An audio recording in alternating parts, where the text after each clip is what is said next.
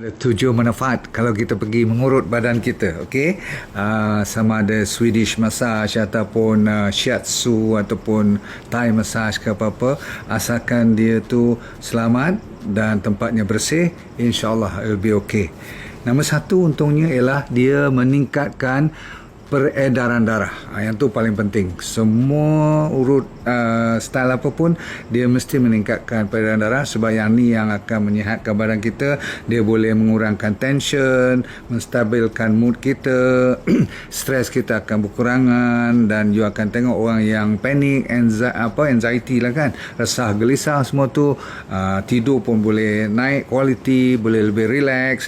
Dan orang-orang yang sakit, rasa bengkak kaki dan sebagainya, kalau diurut dengan secara yang bersesuaian, maksudnya tak boleh kalau tempat-tempat tu katakan dah luka, dah terbakar, semua tak boleh. Orang yang baru kena heart attack semua tak boleh. Orang pregnancy pun kena jaga betul-betul. Okey, itu dia.